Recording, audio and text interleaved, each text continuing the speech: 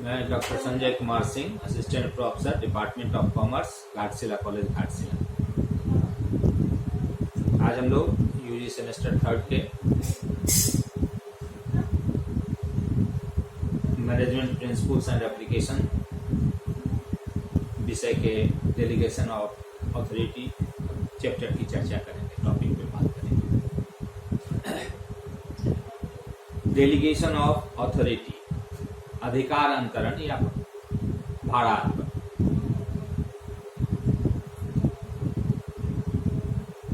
अधिकार का ट्रांसफर करना, अंतरण करना, किसी काम को करने के लिए भार का अर्पण करना, इसको ही हम अधिकार अंतरण बोलते हैं, डेलीगेशन ऑफ अथॉरिटी बोलते हैं। अर्थात अधिकार अंतरण के अंतर्गत एक प्रबंधक द्वारा अपने अधीनस्थ को, जो उसके सबऑर्डिनेट हैं, उसको उन अधिकारों का हस्तांतरण करने से लगाया जाता है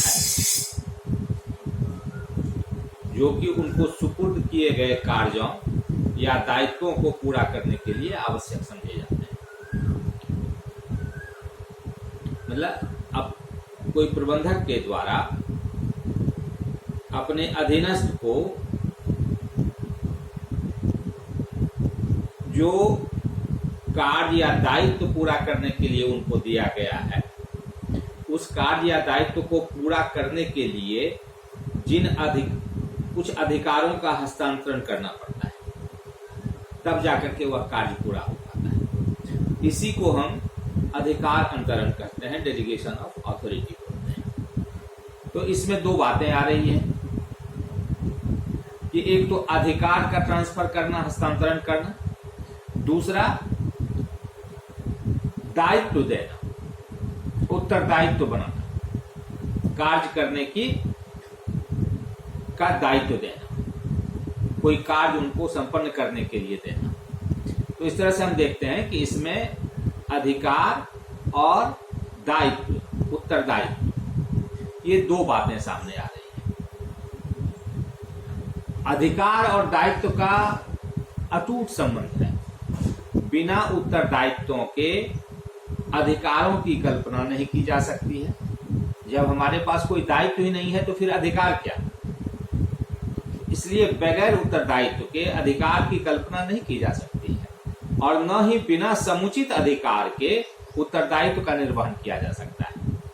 अगर किसी के पास कोई उत्तरदायित्व नहीं है तो उसके पास कोई अधिकार भी नहीं है, और अगर हम कोई उत्तरदायित्व देते हैं और उसको निर्वहन करने के लिए उसको कोई अधिकार नहीं देते हैं तो फिर उस उत्तरदायित्व का भी कोई मतलब नहीं रह जाता है। बगैर अधिकार के उत्तरदायित्व का निर्वहन नहीं हो सकता है। इसी आधार पर अधिकार एवं दायित्वों की समता का सिद्धांत भी प्रचलित हुआ है। वैसे अधिकार और उत्तरदायित्व कोई अनफ्लेक्सिबल नहीं है, गैर लचीली वस्तु नहीं है। यह इसमें लोच होता है, लचीली वस्तु है। यह उत्तरदायित्व के हिसाब से अधिकार बनता है, और जो अधिकार देते हैं उस हिसाब से उत्तरदायित्व का निर्धारण होता है। भारार्पण की प्रकृति एवं सिद्धांत इस बात पर भी भली भांति प्रकाश डालते हैं, परंतु भारार्पण को समझने के लिए अधिकार एवं उत्तरदायित्व को समझना पहले आवश्यक होता है कि अधिकार क्या है। सामान्यतया अधिकार से तात्पर्य निर्णय लेने संबंधी जो शक्ति दी जाती है उससे, जिससे कि अधीनस्थों के कार्यों को निर्देशित किया जा सके। वैसे अधिकार का मतलब कि निर्णय लेने से संबंधित जो शक्ति है, जिससे कि वह अपने अधीनस्थों से काम ले सके, कार्य करने के लिए उसको निर्देशित कर सके, इसी को ही हम अधिकार बोलते हैं। वह शक्ति जिससे हम अपने अधीनस्थों से काम ले सकते हैं, उसको काम करने का निर्देश दे सकते हैं, इसे ही अधिकार बोलते हैं। हेनरी फेयल महोदय ने भी अधिकार के बारे में कहा है कि अधिकार आदेश देने तथा उसका पालन करवाने वाली शक्ति है। Authority is the right to give orders and the power to exact obedience. अर्थात अधिकार जो है वह आदेश देता है तथा उसको पालन करवाने की शक्ति रखता है, इसे ही हम अधिकार कहते हैं। इसी प्रकार टेरी ने भी कहा है कि अधिकार एक संस्था में पदाधिकारी को प्रदत्त शक्तियों से है। किसी भी संस्था में जो अधिकारी हैं तो उनको जो शक्ति दी गई है उन शक्तियों से अधिकार का अर्थ होता है। इसके अंतर्गत निर्णय लेना तथा उन्हें अधीनस्थों से कार्यान्वित कराना सम्मिलित होता है। ये जो अधिकार प्राप्त होता है, इस अधिकार के तहत वह उस काम को संपन्न कराने से संबंधित कोई निर्णय लेता है और उस निर्णय को अधीनस्थों से कार्यान्वित कराना भी सम्मिलित होता है। निर्णय लेकर के फिर अपने अधीनस्थों से कैसे उसको करवाया जाएगा, ये सम्मिलित होता है। इस तरह से हम देखते हैं कि अधिकार में शक्ति निहित होती है जो उसे पद, कानून, व्यक्तित्व तथा ज्ञान के आधार पर प्राप्त होता है। अर्थात अधिकार में एक पावर होता है, शक्ति होती है जो कि उसे अपने उस पद से प्राप्त होता है, कानून से प्राप्त होता है, उसके स्वयं के व्यक्तित्व से प्राप्त होता है तथा उसके ज्ञान के आधार पर उसको प्राप्त होता है। दूसरा, अधिकार में निर्णय लेना, आदेश देना तथा उनको पालन करवाने की शक्ति निहित होती है। तीसरा, अधिकार में अधीनस्थों के व्यवहार व क्रियाओं को प्रभावित करने की शक्ति होती है। अधीनस्थ का जो व्यवहार है और उनकी जो क्रियाएं हैं, जो कार्य हैं, हम अपने अधिकार से उसको प्रभावित, कोई भी प्रबंधक अपने अधिकार से उसको प्रभावित कर सकता है। और चौथा तत्व जो है, अधिकारी संगठन के उद्देश्यों को प्राप्त करने के लिए अपने अधीनस्थों पर अधिकारों का आवश्यकता अनुसार प्रयोग करता है। संगठन के उद्देश्य को प्राप्त करने के लिए जो संबंधित अधिकारी हैं वह अपने अधीनस्थों पर अपने अधिकारों का जितनी आवश्यकता है उस अनुसार उसका प्रयोग करता है। अब है कि दायित्व क्या है, रिस्पॉन्सिबिलिटी क्या है, उत्तरदायित्व क्या है। उत्तरदायित्व को सामान्यतया एक कर्तव्य, दायित्व अथवा कार्य के रूप में परिभाषित किया जाता है। उत्तरदायित्व को कि हमारा क्या कर्तव्य है, हमारा क्या दायित्व है, या हमको क्या कार्य करना है, इस रूप में हम उत्तरदायित्व को, रिस्पॉन्सिबिलिटी को परिभाषित करते हैं, जिसे एक व्यक्ति पूर्ण रूप में कार्यान्वित करने का प्रयास करता है। जो उसका दायित्व है, कर्तव्य है अथवा जो कार्य उसको दिया गया है उसको कोई व्यक्ति पूर्ण रूप में कार्यान्वित करने का प्रयास करता है, तो इसको हम उत्तरदायित्व बोलते हैं, रिस्पॉन्सिबिलिटी बोलते हैं। ऐसा कार्य उच्च अधिकारी द्वारा अपने अधीनस्थों को निष्पादन हेतु सौंपा गया होता है। कुछ ये जो जवाबदेही है, यह जवाबदेही उच्च पदाधिकारी द्वारा, उच्च अधिकारी द्वारा अपने अधीनस्थों को कार्य को के निष्पादन हेतु सौंपा गया होता है। थियो हेमन ने उत्तरदायित्व को निम्न शब्दों में बोला है।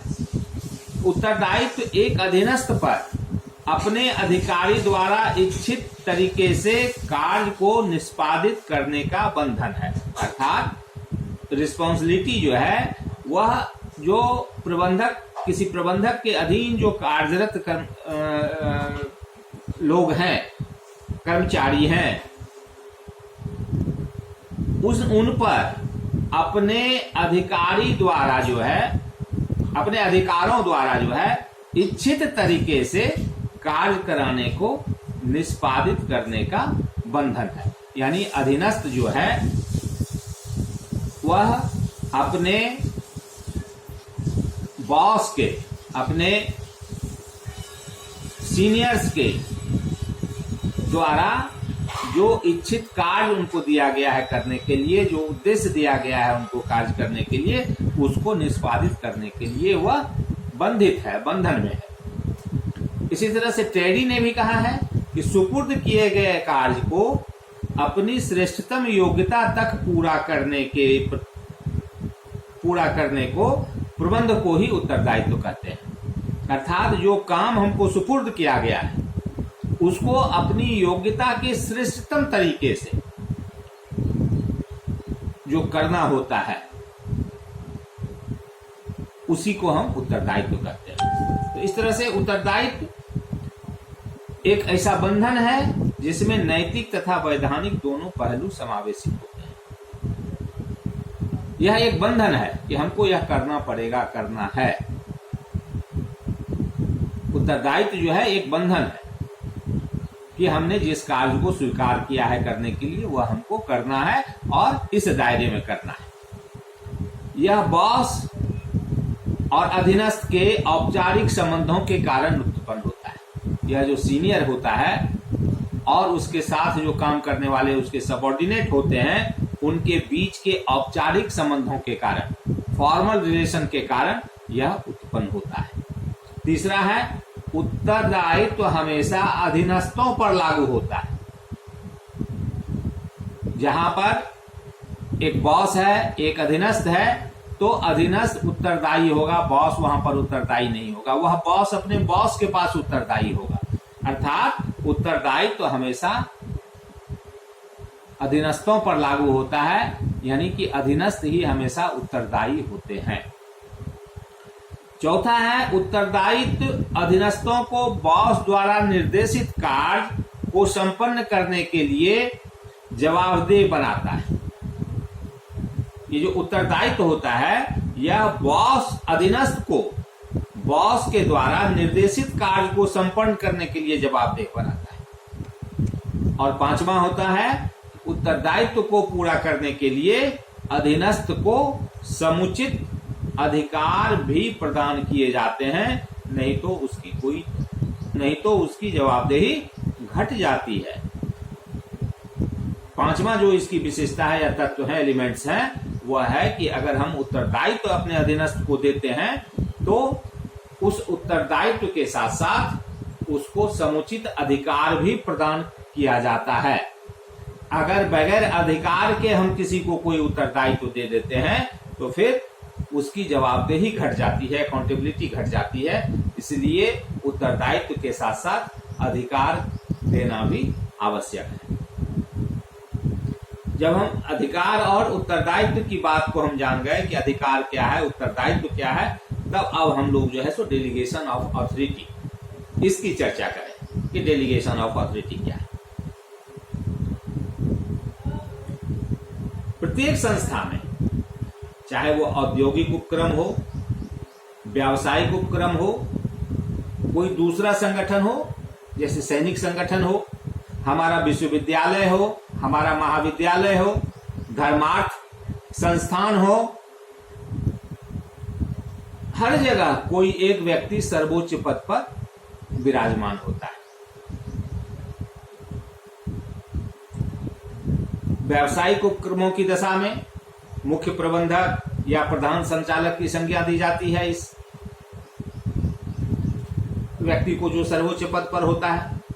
उसी तरह से सेना में सेना प्रमुख दिया जाता है, विश्वविद्यालय में वाइस चांसलर कहा जाता है, कॉलेज में प्रिंसिपल होते हैं। तो इनको जो है सो ये संज्ञा दी जाती है और उनकी नियुक्ति जो है सामान्यतया इस आशय के साथ की जाती है कि वह कंपनी या फर्म या जो भी संस्था का है उसका दक्षतापूर्ण प्रबंध व संचालन करें। लेकिन ये जो सैकड़ों व हजारों श्रमिकों वाली इन कंपनियों का प्रबंध क्या अकेला मुख्य प्रबंधक कर सकता है? तो सवाल जवाब होता है नहीं। उसकी कार्य करने की अपनी एक सीमा होती है, कार्य क्षमता की एक सीमा होती है। अतः वह कुछ कार्यभार को अपने अधीनस्थों को सुपुर्द कर देता है। जो उसके नीचे के पदाधिकारी हैं, जो काम करने वाले हैं, तो वह कार्य को बांट देता है। अलग अलग पदाधिकारियों को अलग अलग कार्य समूह के साथ साथ बांट दिया जाता है। और ये अधीनस्थ भी अपने कार्यभार में से जो अधीनस्थ को जितना काम दिया गया, उसको वह भी जो है कुछ भाग को विशिष्टीकरण के आधार पर, स्पेशलाइजेशन के आधार पर पुनः अपने अधीनस्थों के सुपुर्द कर देता है, उसमें बांट देता है। तो कार्यभार के साथ साथ उपयुक्त अधिकार भी प्रदान किया जाता है। जब भी हम कार्य बांटते हैं तो उसको कराने के लिए, उसको संपन्न कराने के लिए उसके साथ साथ उसको कुछ अधिकार भी देते हैं। तो यह जो प्रक्रिया आवश्यकता अनुसार कई स्तरों तक, कई एक लेवल्स तक चलती रह सकती है और चलती रहती है। इस प्रक्रिया को ही प्रबंध की भाषा में अधिकार अंतरण या भारार्पण, अधिकार भारार्पण के नाम से पुकारा जाता है। इस प्रकार अधिकार अंतरण का आशय एक प्रबंधक द्वारा अपने अधीनस्थ को उन अधिकारों का हस्तांतरण करने से लगाया जाता है जो कि उसको सुपुर्द किए गए कार्य या दायित्वों को पूरा करने के लिए आवश्यक समझे जाते हैं। प्रोफेसर थियो हेमन के अनुसार अधिकार अंतरण से आशय अधीनस्थों को निर्दिष्ट सीमाओं के अंतर्गत कार्य करने का अधिकार प्रदान किए जाने से है।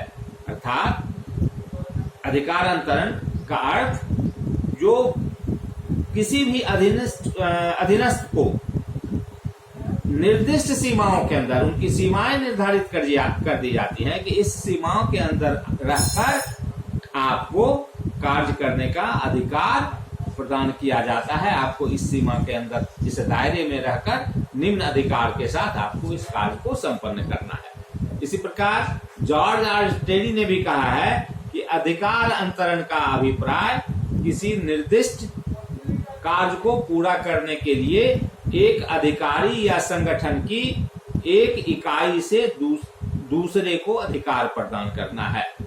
मतलब किसी निर्दिष्ट कार्य को पूरा करने के लिए, किसी उद्देश्य को पूरा करने के लिए, निर्धारित लक्ष्य को पूरा करने के लिए एक अधिकारी का या संगठन की एक इकाई, एक यूनिट दूसरे को अधिकार प्रदान करता है। इसे ही हम अधिकार अंतरण कहते हैं। पांचवा है कुंज एवं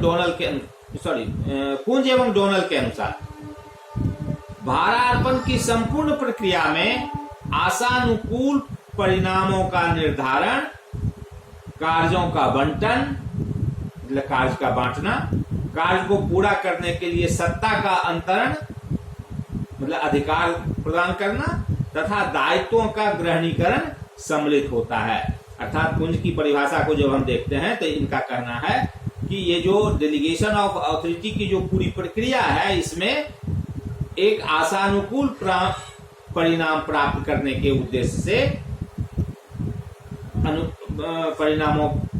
आशानुकूल परिणामों के आधार पर उद्देश्य से प्राप्त करने के उद्देश्य से कार्य को बांटा जाता है। कार्य को पूरा करने के लिए सत्ता का अंतरण किया जाता है, मतलब अधिकार का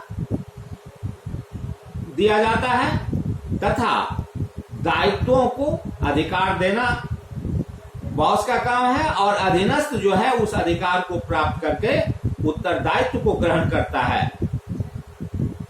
इसे ही हम अधिकार अंतरण कहते हैं। अब अधिकार अंतरण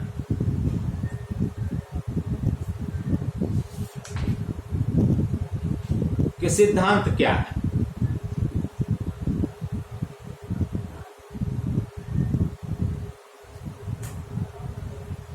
principles of delegation of authority.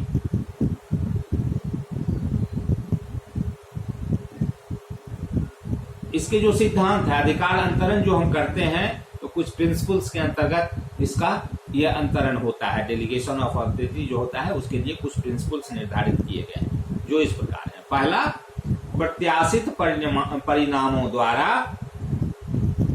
अंतरण का सिद्धांत, principles of delegation by result expected.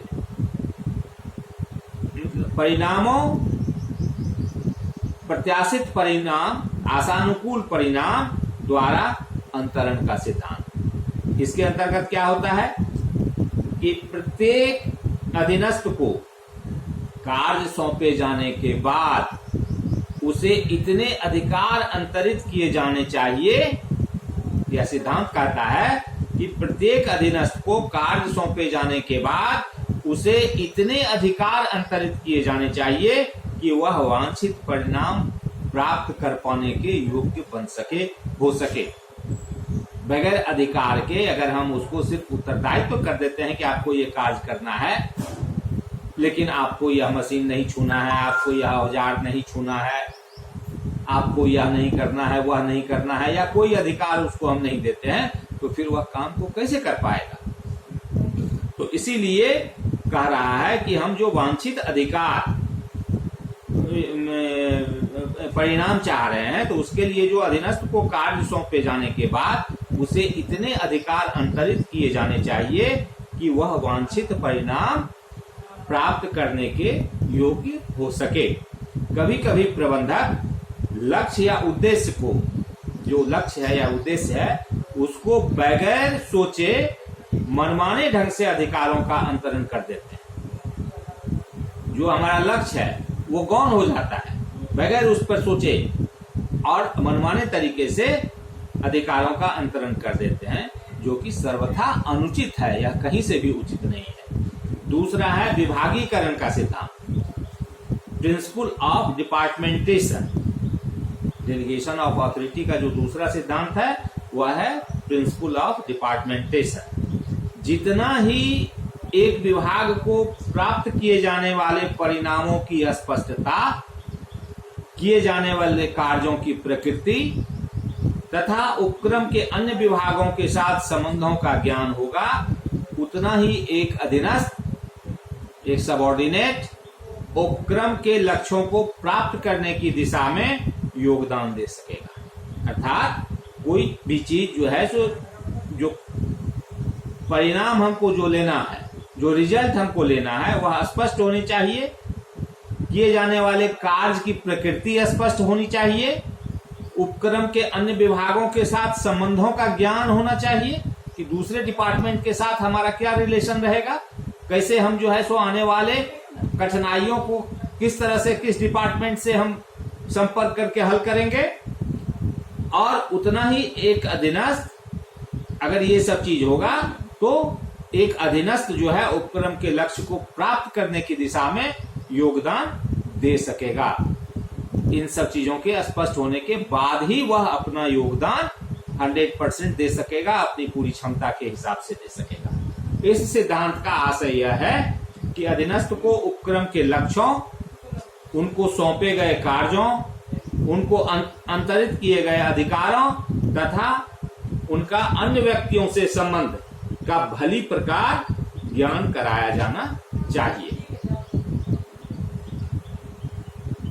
Scalar सिद्धांत, स्केलर प्रिंसिपल।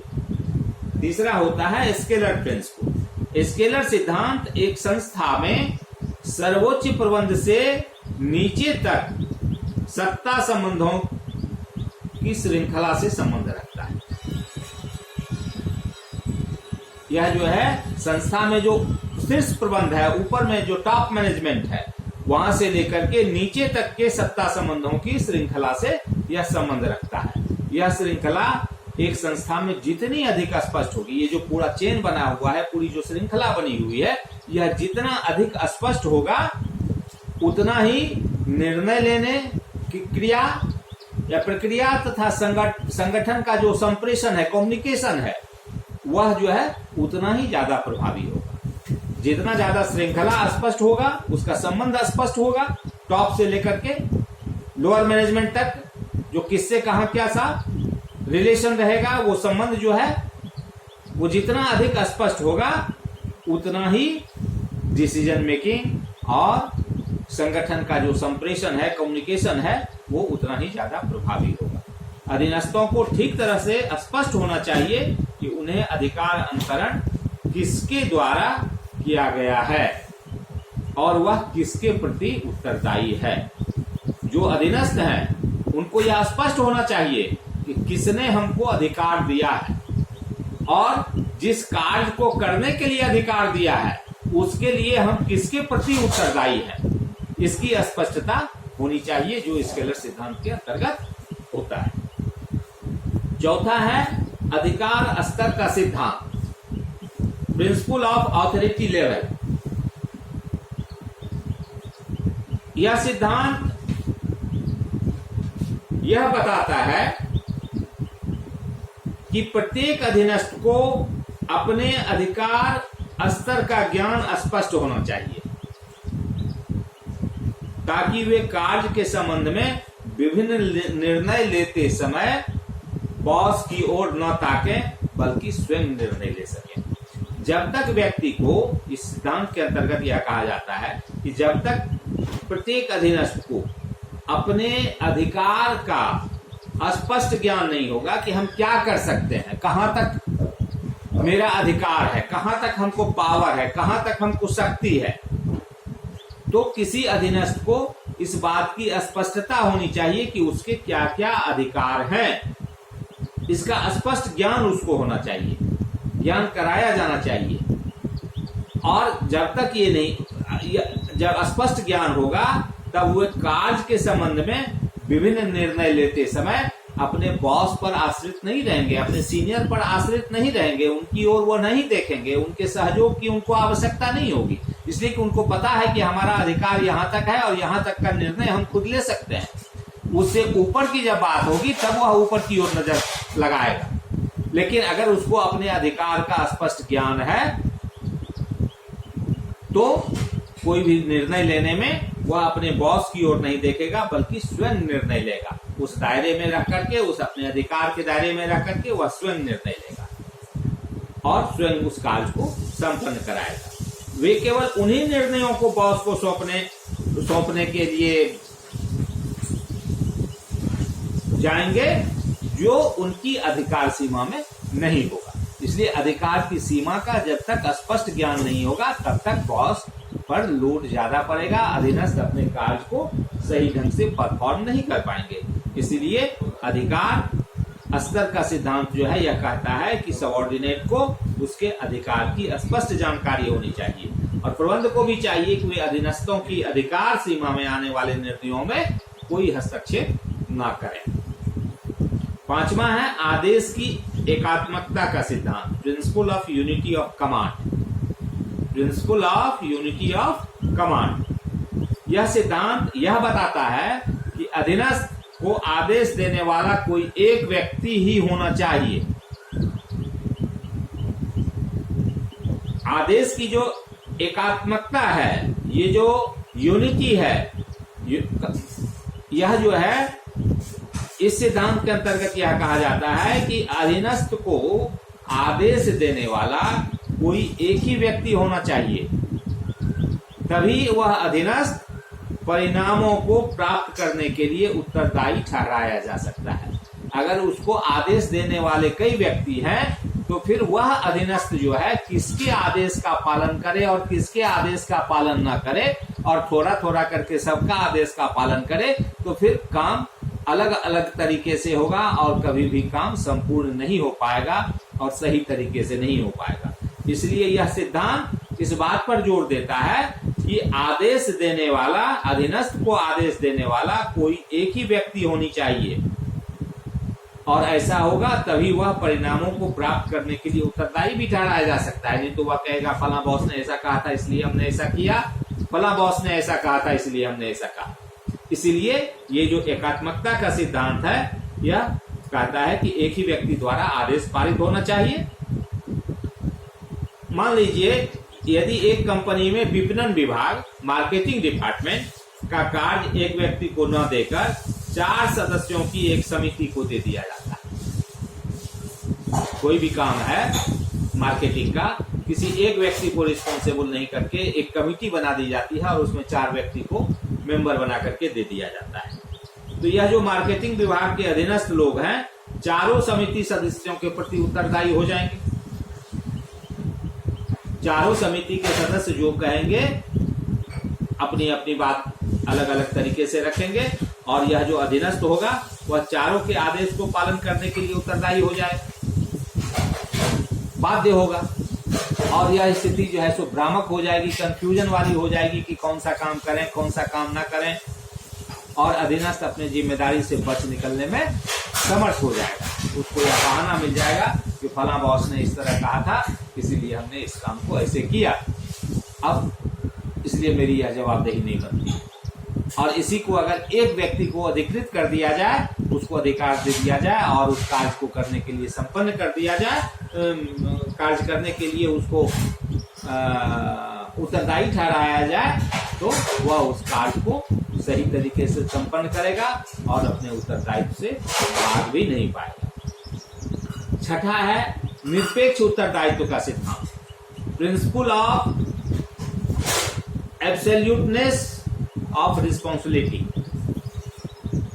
यह सिद्धांत यह बताता है कि जब अधीनस्थ किसी कार्य को पूरा करने की स्वीकृति दे देता है और उससे संबंधित अधिकार भी प्राप्त कर लेता है, तो वह प्रबंधक के प्रति कार्य के लिए उत्तरदायी होता है। परंतु इससे प्रबंधक का उत्तरदायित्व कम नहीं होता है, वह स्वयं अपने अधीनस्थों के लिए संगठन के प्रति दायी होता है।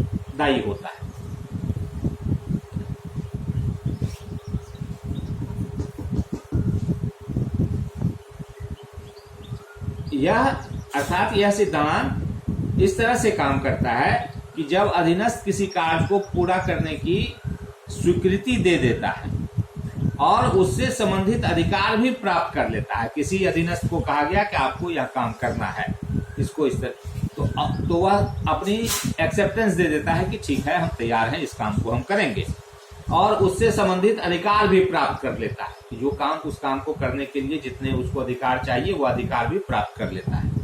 तो वह प्रबंधक कार्य के लिए उत्तरदायी होता है, परंतु इससे प्रबंधक का उत्तरदायित्व कम नहीं होता है। तो वह अधिकार प्राप्त करने के लिए वह जो अधीनस्थ है, वह जो अधीनस्थ प्रबंधक है, वह उस कार्य के लिए उत्तरदायी हो जाता है। परंतु जिस प्रबंधक ने, जिस बॉस ने उसको यह उत्तरदायित्व दिया है, इससे उसका उत्तरदायित्व भी कम नहीं होता है। वह स्वयं अपने अधीनस्थों के लिए संगठन के प्रति उत्तरदायित्व होता है। अर्थात कार्य को जब हम दूसरे को सौंप देते हैं, कोई सीनियर जब अपने से जूनियर को कार्य को सौंप देता है, अपने अधीनस्थ को काम को सौंप देता है, तो इससे उस सीनियर की जवाबदेही अपनी संस्था के प्रति समाप्त नहीं होती है, इसलिए कि उस कार्य को उसके सुपरविजन में होना है।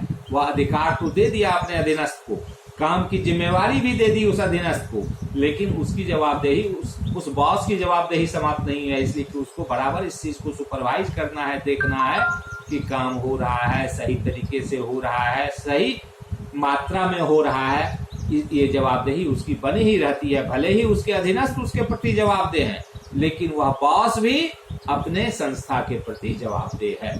इस सिद्धांत के अंतर्गत यही कहा जाता है कि निरपेक्ष उत्तरदायित्व का यह सिद्धांत होता है।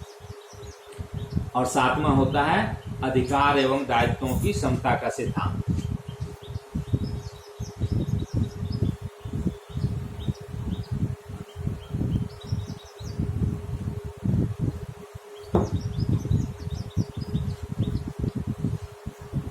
अधिकार एवं दायित्व की समता का सिद्धांत, principle of parity of authority and responsibility.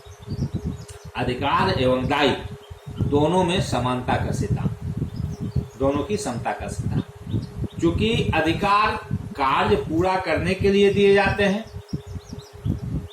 और दायित्व कार्य पूरा करने की जिम्मेदारी से संबंध रखते हैं। किसी को कोई काम दिया गया तो ये जो काम दिया गया यह जिम्मेदारी हो गई, और उस जिम्मेदारी को पूरा करने के लिए अधिकार दिया जाता है, उस कार्य को पूरा करने के लिए अधिकार दिया जाता है। अतः अधिकार एवं दायित्व में समता होनी चाहिए, इसमें पैरिटी होनी चाहिए, डिस्पैरिटी नहीं होनी चाहिए। जो अधिकार किसी तरह का और कार्य किसी तरह, जिस स्वभाव का वह कार्य है उसी स्वभाव का उसको अधिकार मिलना चाहिए। अर्थात आशय यह है कि कोई प्रबंधक अपने अधीनस्थ को उस सीमा से अधिक उत्तरदायित्व तो नहीं ठहरा सकता है जिस सीमा तक प्रबंधक ने उसे अधिकार प्रदान किया है।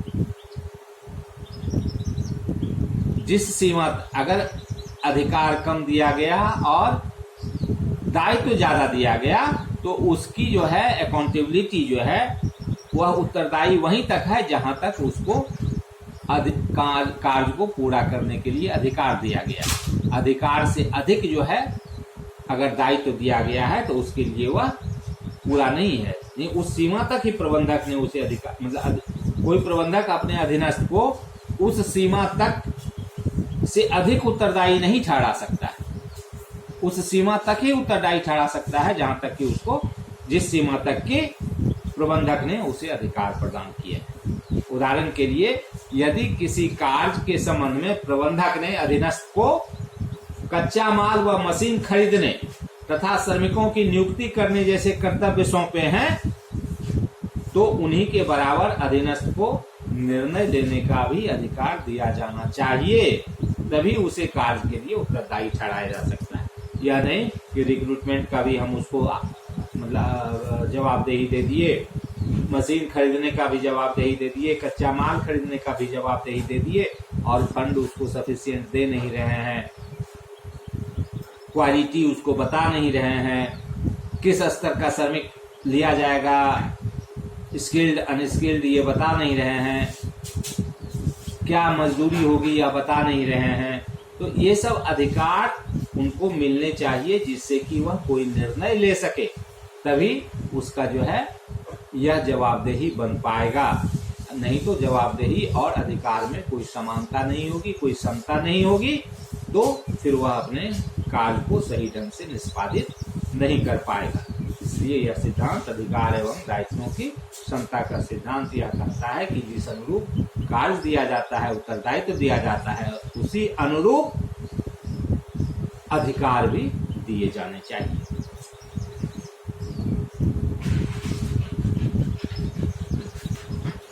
अब एक चीज है इसमें, अधिकार अंतरण के मूल तत्व क्या है अथवा इसकी प्रक्रिया क्या है। एसेंशियल फीचर्स जो इसकी विशेषताएं हैं of process of delegation of, essential features और प्रोसेस ऑफ डेलीगेशन, भारार्पण की या अधिकार अंतरण की के मूल तत्व अथवा प्रक्रिया, प्रोसेस।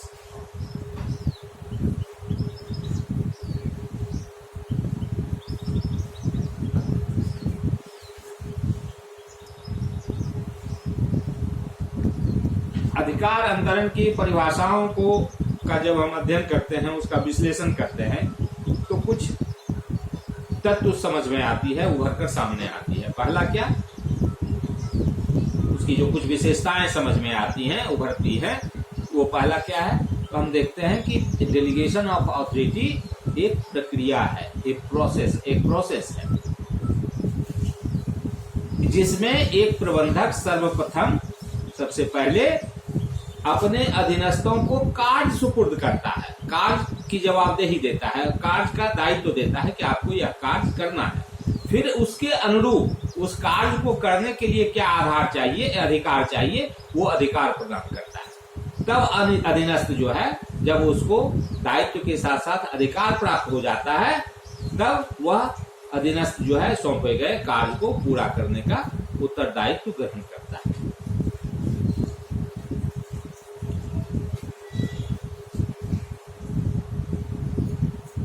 दूसरा होता है कर्तव्य या कार्य निर्दिष्ट करना, असाइनमेंट ऑफ ड्यूटीज। पहला हो गया कि वह एक प्रोसेस की तरह चलते रहता है कि काम दिया, उसके बाद फिर अधिकार दिया, फिर कार्य हुआ, फिर कार्य दिया, फिर अधिकार दिया। तो यह एक प्रोसेस के रूप में चलते रहता है। यह नहीं कि आप जो अधिकार दे दिए आजीवन के लिए वह हो गया, काम के हिसाब से, दायित्व के हिसाब से अधिकार में भी परिवर्तन होते रहता है और अधिकार के हिसाब से दायित्व में परिवर्तन होते रहता है। तो यह एक प्रक्रिया के रूप में चलते रहता है। दूसरा है कर्तव्य या कार्य निर्दिष्ट करना, असाइनमेंट ऑफ वर्क ड्यूटीज, कार्य को निर्धारित करना, निर्दिष्ट करना, कार्य करने के लिए जिम्मेदार करना। कोई भी प्रबंधक वह सारा कार्य पूरा नहीं कर सकता जो उसके पास उसके पद के कारण, जो बड़ा पदाधिकारी है उसके पास बहुत सारा कार्य, उसके पद के कारण। अब विक्रय विभाग का मैनेजर, प्रोडक्ट सेल्स मैनेजर, वो सारा, उसके पास बहुत सेल्स से संबंधित सारा कार्य के लिए वह रिस्पॉन्सिबल है। वह सारा कार्य खुद नहीं कर सकता है, इसलिए वह क्या करता है कि कार्य का एक भाग कार्य के स्वभाव के हिसाब से समूह में बांटकर वह अपने अधीनस्थों को वह कार्य करने का दायित्व सौंप देता है कि सेल्स प्रमोशन का काम यह करेगा, ऑर्डर यह लेगा, सप्लाई यह करेगा। तो इस तरह से जो है सो वह काम को विभिन्न समूहों में बांटता है। और इसमें ध्यान रखा जाता है कि प्रबंधक अपने सारे कार्य अधीनस्थों को नहीं सौंपता है। कार्य को उसके स्वभाव के हिसाब से समूह में बांटकर विभिन्न समूहों को कार्य दे दी, विभिन्न अधीनस्थों को कार्य के लिए जवाबदेह बना दिया जाता है। लेकिन वह सारा कार्य जो है, या ध्यान देने योग्य बात, तो वह सारा कार्य अपने अधीनस्थों को ही नहीं सौंप देता है, कुछ कार्य वह अपने पास भी रखता है। क्योंकि ऐसी दशा में अगर वह सारा कार्य सौंप देगा तो फिर वह क्या करेगा, उसके पद का अस्तित्व ही समाप्त हो जाएगा। इसलिए कुछ कार्य वह अपने पास भी रखता है। वास्तव में विशिष्टीकरण के आधार पर संपूर्ण कार्य का कुछ अंश ही अधीनस्थों को सौंपा जाता है। जो स्पेशलाइज्ड है जिस काम को करने के लिए, उसके आधार पर संपूर्ण कार्य जो होता है, पूरा काम जो होता है, उसका कुछ कुछ पार्ट जो है उस स्पेशलाइज्ड पर्सन को, स्पेशलाइज्ड ग्रुप को दिया जाता है और शेष कार्य वह स्वयं पूरा करता है। जैसे सब कार्य बांटने के बाद सबका फिर सुपरविजन करना, कंप्लायंस रिपोर्ट तैयार करना, ये सारा काम वह खुद करता है।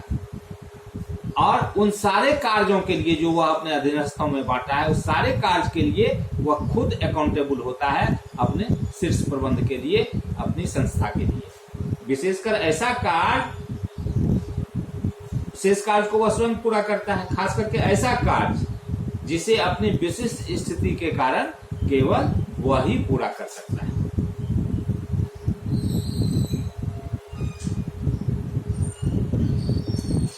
तीसरा है अधिकार प्रदान करना, डेलीगेशन ऑफ ऑथोरिटी।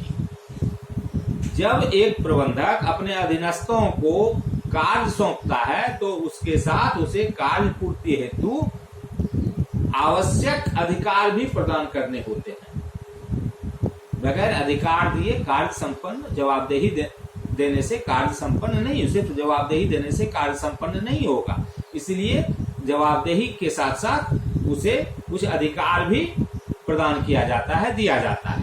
ये अधिकार कार्य के संबंध में, वो जो काम दिया गया है, जो दायित्व दिया गया है, उसके संबंध में कच्चा माल, मशीन, अन्य सुविधाएं प्राप्त करने के लिए प्रदान किए जाते हैं, ताकि अधीनस्थ को यदि वह कार्य पूरा करने के लिए दिल से इच्छुक है तो उसे कार्य पूरा करने में कोई कठिनाई नहीं आती। ये अधिकार कुछ तो विशेष रूप से प्रदान किए जाते हैं, ये ऐसा जो अधिकार है वह कुछ विशेष रूप से प्रदान किए जाते हैं और कुछ इम्प्लाइड होते हैं, खुद ब खुद वो साथ साथ चलते हैं, गर्भित होते हैं, इम्प्लाइड होते हैं। मतलब कुछ अधिकार जो है सो विशेष रूप से विशेष कार्य के लिए प्रदान किया जाता है और कुछ जो है उसके कार्य करने का जो स्वभाव है, जो तरीका है, कार्य का जो स्वभाव है, उसके चलते उसको स्वतः वह अधिकार प्राप्त होता है, जिसको कि हम लोग बोलते हैं कि यह इम्प्लाइड है।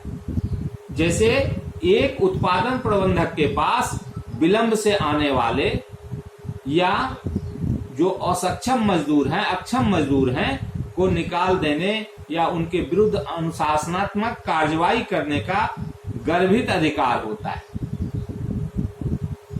अन्यथा श्रमिकों से कार्य लेना मुश्किल हो जाएगा। अगर उसके पास यह अधिकार नहीं है तो श्रमिक से कार्य नहीं लिया जाएगा, श्रमिक उसको जो है भाव नहीं देगा, श्रमिक उसके आदेश की अवहेलना करेगा।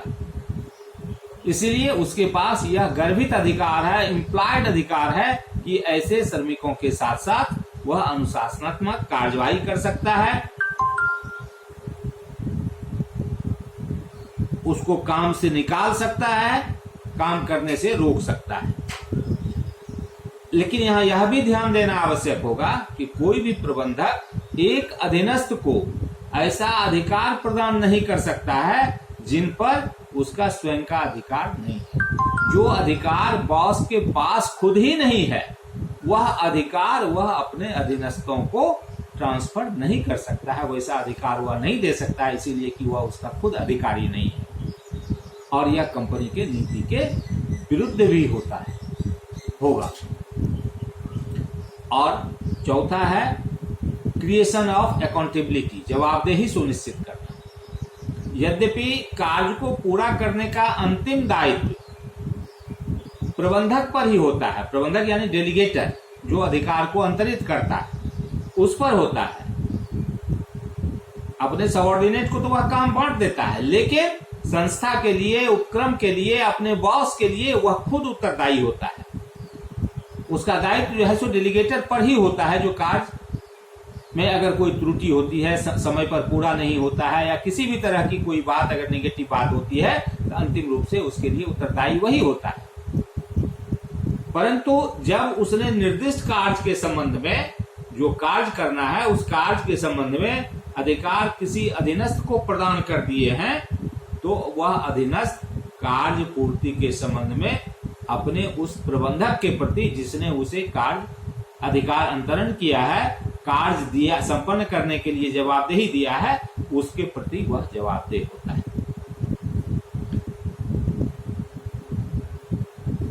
यहाँ यह समझ लेना चाहिए कि यदि अधीनस्थ अपनी लापरवाही या अन्य कारण से कार्य पूरा करने में सफल रहता है तो प्रबंधक अपने दायित्व से यह कहकर बच नहीं सकता है कि अधीनस्थ कार्य करने में असफल रहा। तब फिर यह उसकी जवाबदेही बन जाएगी कि वह काम क्यों नहीं हुआ, उसने अपने अधीनस्थों को ढंग से सुपरवाइज नहीं किया, समझाया नहीं, या जो कुछ भी हुआ। तो इसलिए जो है सो यह स्पष्ट है कि कोई भी अधीनस्थ अपनी लापरवाही या अन्य कारण से कार्य करने में अगर असफल रह जाता है तो प्रबंधक जो है, डेलीगेटर जो है, वह अपने दायित्व से यह कहकर नहीं बच सकता है कि अधीनस्थ कार्य करने में असफल रहा, सफल नहीं रहा। वास्तव में कार्य को पूरा करने का संपूर्ण उत्तरदायित्व डेलीगेटर का होता है। अतः उसे अधीनस्थ का चुनाव करने, उसे कार्य सौंपने तथा अधिकारों के अंतरण में पूर्ण सावधानी बरतनी चाहिए और समय समय पर अधीनस्थों द्वारा किए जा रहे कार्य की प्रगति का जायजा भी लेते रहना चाहिए। अब अगली चर्चा में हम लोग फिर इसी डेलीगेशन ऑफ अथॉरिटी के अन्य चीजों को देखेंगे जिसमें kinds of delegation of authority होगा, इम्पोर्टेंस और advantages of delegation of authority आदि बातों पर हम लोग अगली चर्चा में इसको देखेंगे। Thank you.